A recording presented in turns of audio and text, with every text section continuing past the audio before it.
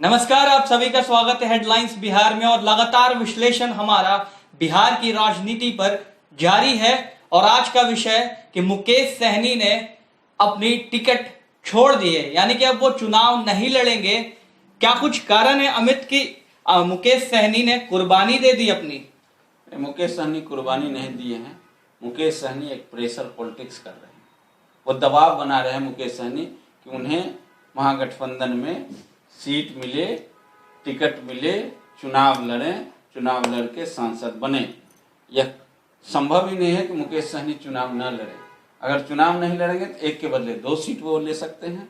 नहीं, अगर चुनाव लड़ेंगे तो 1 सीट उनका चाहिए, उनकी मुफीद सीट चाहिए। वो दरभंगा चाहते हैं, जो कि संभव नहीं है, क्योंकि आरजेडी और कांग्रेस दोनों उस सीट के लिए आरजेडी कांग्रेस में रस्साकसी चल रही है। आरजेडी के अपने उम्मीदवार हैं, कांग्रेस के कीर्ति झा ज्यादा आए हुए हैं, दोनों के बीच में उधर तो तकरीबन माना जा रहा है कि कांग्रेस के उम्मीदवार जो हैं, जो भाजपा छोड़ करके अभी आए, वही चुनाव लड़ेंगे। वहां से कीर्ति झा आजाद की संभावना प्रबल है कि उन्हें ही टिकट मिले। यह पूरी तरह से लगभग तय हो चुकी है बात। ऐसे यह अवश्य है कि जब तक टिकट मिल न जाए, क्योंकि टिकट मिलने और टिकट कटने में देर नहीं लगती है, तो इसलिए यह कहना, कई बार आपने देखा होगा कि लोग नॉमिनेशन करने जाते हैं और सूचना आती है कि उनका टिकट रद्द होकर के दूसरे को मिल गया। तो ये राजनीति में बहुत सारी चीजें होती रहती है।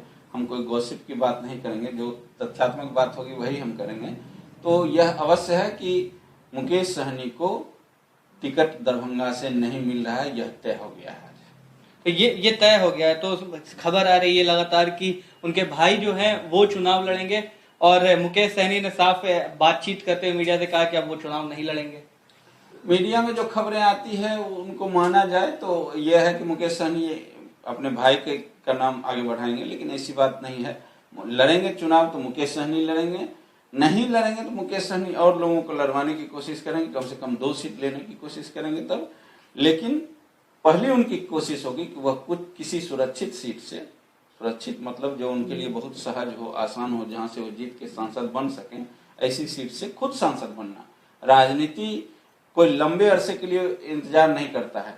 ऐसे यह खबरें आ रही है कि मुकेश सहनी को मुख्यमंत्री पद का ऑफर दिया गया है, कई नई बातें चल रही है, लेकिन इन सब संभावनाओं में दम नहीं है, क्योंकि 2020 इंतजार करने वाला मुकेश सहनी जैसा व्यक्ति नहीं है कि वो 2020 के लिए इंतजार करे। वो तत्कालिक लाभ लेने वालों में से है। आपने 2015 का विधानसभा चुनाव देखा होगा, उस समय वो चुनाव से पहले नीतीश कुमार के खिलाफ आंदोलन कर रहे थे, वो नीतीश कुमार के खिलाफ लड़ाई लड़ रहे थे। जैसे ही आंदोलन हुआ, लाठीचार्ज हुआ, फिर नीतीश कुमार के खिलाफ आग बबूला थे, लेकिन कुछ ही दिन में समझौता कर लिए। नीतीश कुमार के यहाँ सीट का वितरण करवा लिए, कुछ लोगों को उन्होंने सीट टिकट दिलवाने की बात की, टिकट मिला, कुछ लोगों को नहीं मिला। फिर यह इसी बीच में उनकी बात अमित शाह से हुई, क्या डील हुआ राम जाने, लेकिन उनके साथ हेलीकॉप्टर पर उड़ने लगे। अमित शाह नरेंद्र मोदी के साथ वो उड़ने लगे। तो ये बहुत बड़े लीडर नहीं, अभी बहुत बड़े डीलर हैं ये। अच्छा, ये डीलर हैं। इनके पास यह है कि एक ऐसा समाज है जो लड़ाकू समाज है, जो जूझना जानता है, जो अपने हक लेने के लिए आगे बढ़ के लड़ना जानता है, वह है केवट मल्लाह समुदाय। तो उसका ये नेतृत्व करना चाहते हैं। उसमें कोई राजस्तरीय नेतृत्व नहीं था। नेता थे, जयनारायण प्रसाद निषाद थे, विद्यासागर निषाद थे, बहुत सारे लोग नेता रहे हैं, लेकिन कोई ऐसा नेता नहीं रहा कि जो पूरे प्रदेश के मल्लाहों के बीच में एक ऐसा एस्पिरेशन पैदा करे कि आपका भी कोई बेटा बिहार का मुख्यमंत्री हो सकता है, बिहार में सत्ता की सियासत की दशा दिशा तय कर सकता है। यह आकांक्षा मुकेश सहनी ने जगाई है, इसमें कोई दूर नहीं है। यह उनकी ताकत है, लेकिन यही उनकी क्षणिक लाभ के प्रति जो उनका आकर्षण है, यही उनकी सबसे बड़ी कमजोरी है। किस तरीके का दबाव बताइए हमें, बनाना चाह रहे हैं तेजस्वी के ऊपर? वो तेजस्वी के ऊपर नहीं, पूरे महागठबंधन पर। महागठबंधन में देखिए आप, महागठबंधन में जो भी लोग आए हैं वह एनडीए के साथ रह के एनडीए में खारिज हो चुके हैं। आप यह गौर कीजिए, मुकेश सहनी आए हैं, जीतन राम मांझी आए हैं, दोनों पिछले विधानसभा चुनाव में एनडीए के लिए बोझ साबित हुए। महागठबंधन जो उस समय बना था कांग्रेस, आरजेडी और जदयू का, वो महागठबंधन इतना फॉर्मिडेबल था, इतना मजबूत था कि इन लोगों की की कोई हैसियत ही नहीं रही। पूरा हेलीकॉप्टर पर उड़ते रहे मुकेश सहनी, लेकिन अपने समाज का वोट नहीं दिलवा सके एनडीए को। एनडीए की जो बुरीगत हुई थी, अगर उसका आकलन करें तो उसमें पता चलता है कि अति पिछड़ा समाज मलाह समुदाय का वो तो कुछ वोट ही नहीं दिलवा सके। कहीं उस जिस इलाके में वो प्रभाव क्षेत्र की बात करते हैं वहां तो कोई सीट नहीं दिलवा सके। आज जहां से वो चुनाव लड़ने का दावा कर रहे हैं, दरभंगा जिला में उन्होंने बीजेपी को कितनी सीटें दिलवाई, गौर करने वाली बात है। वो समय वो बीजेपी के स्टार प्रचारक हुआ करते थे, आज वो दरभंगा सीट मांग रहे हैं, तो दरभंगा में कितनी सीटें उन्होंने दिलवाई। एक शहर की सीट है दरभंगा, जो संजय सरावगी का अपना प्रभाव क्षेत्र है। उसके अलावा वहां उन्होंने क्या किया, किन सीटों को दरभंगा को उन्होंने एनडीए को दिलवाया, तो वो फेल हो चुके थे। फेल हुए, उनको उधर अमित शाह की ओर से कोई मिल नहीं रहा था। अमित शाह से वो जो डील करना चाह रहे थे वो डील हो नहीं रहा था।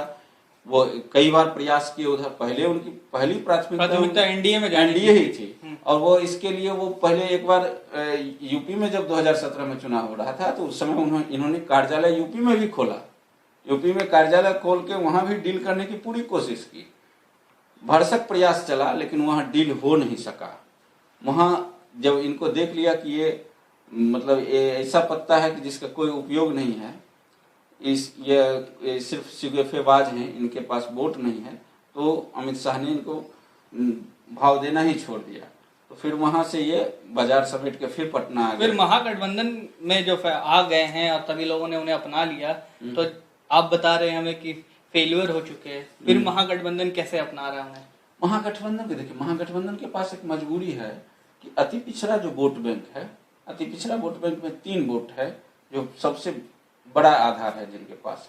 अति पिछड़ा में है मलाह का, अति पिछड़ा में है धानुक का, अति पिछड़ा में है आपको ये मलाह, धानुक और चंद्रवंशी समाज का। ये 3 वोट बैंक बड़ा वोट बैंक है। अब इसके अलावा गंगोता समुदाय है, जिसके आरजेडी के भागलपुर के सांसद बुलो मंडल हैं, उसी गंगोता समुदाय से आते हैं। एक कैवर्त समुदाय है उस इलाके में, वो भी हैं। और भी बहुत सारे मतलब छोटी छोटी अति पिछड़ी जातियां हैं जिसकी संख्या है, लेकिन ये 3 प्रमुख जातियां हैं। तो इन 3 प्रमुख जातियों में एनडीए का ज्यादा प्रभुत्व है। आज भी आप देख लीजिए, भगवान लाल सहनी को बीजेपी ने आखिरी क्षण में बना दिया राष्ट्रीय अति पिछड़ा वर्ग आयोग का राष्ट्रीय अध्यक्ष बन गए। राष्ट्रीय पिछड़ा वर्ग आयोग के अध्यक्ष बन गए, जो केंद्रीय मंत्री स्तर का दर्जा है, कैबिनेट मंत्री का दर्जा है। अब उसका बड़ा मैसेज गया।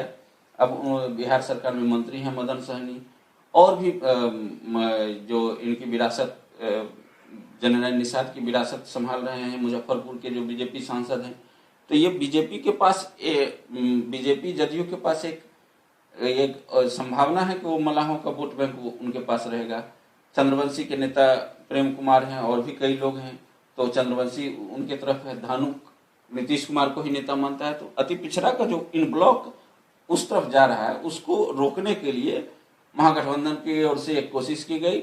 और एक तो हरवरी में भी हुई कि मतलब जिस तरह से उपेंद्र कुशवाहा को कांग्रेस के द्वारा शामिल कराया गया, तो तेजस्वी यादव अपनी ताकत दिखाने के लिए सनत मल्लाह को महागठबंधन अभी जो उन्होंने मना कर दिया चुनाव लड़ने के लिए कि नहीं लड़ूंगा चुनाव पार्टी के लिए, महागठबंधन की जीत जरूरी है, तो इसको आप कह रहे हैं कि ऐसा नहीं हो सकता, वो प्रेशर बनाना चाह रहे हैं? वो प्रेशर पॉलिटिक्स है, वो प्रेशर पॉलिटिक्स है। उनकी कोशिश है कि वो दरभंगा ले लें या इसके बदले 2 सीट ले लें। अच्छा, अगर दरभंगा मिलेगी तो उनको 1 सीट के अलावा नहीं मिलेगी, लेकिन दरभंगा के छोड़ने के एवज में हमें 2 सीट मिल जाए, यह कोशिश है। दूसरा एक यह है कि आप उनका बयान कुछ आ रहा है कि हम कीर्ति आजाद के लिए नहीं छोड़ेंगे, हम अब्दुल बारी सिद्दीकी के लिए छोड़ेंगे। महागठबंधन में जब तय हो गया कि कीर्ति आजाद के लिए, तो एक तरफ से वो थोड़ी बैटिंग महागठबंधन के अंदर तेजस्वी के लिए कर रहे हैं, क्योंकि तेजस्वी उनको लाए हैं। तो तेजस्वी के लिए कर रहे हैं कि कांग्रेस पर यह प्रेशर बनाना कि हम ये सीट आपको उसने मतलब मुकेश सहनी छोड़ रहे हैं अब्दुल बारी सिद्दीकी अर्थात आरजेडी के लिए, आपके लिए नहीं छोड़ रहे हैं। और अगर हम आपके लिए या कीर्ति आजाद के लिए सीट छोड़ रहे हैं तो फिर आप कुछ और सेक्रीफाइस कीजिए। यह एक प्रेशर पॉलिटिक्स माना जाए तो बहुत रस्साकस्सी अंदर में चलती रहती है और बहुत कुछ होता है। और सच्चाई है राजनीति में, जो जितना एक दूसरे को के बांह मरोड़ सकता है सावधानी से, वह उतना आगे निकलता है। यही एक कोशिश है इसकी। तो ये साफ सुना आपने कि जो लगातार मुकेश सहनी आज मीडिया के सामने आकर के कह रहे हैं कि वो चुनाव नहीं लड़ेंगे, तो उस नहीं शब्द में क्या अर्थ था? हमारे एनालिसिस रिपोर्ट में आपको मालूम पड़ा कि उनके ना का जो अर्थ था प्रेशर था। अगर ये एनालिसिस आपको पसंद आई हो तो कमेंट बॉक्स करके हमें कमेंट करके जरूर बताएं। चैनल को सब्सक्राइब करें और वीडियो को लाइक करना मत भूलें।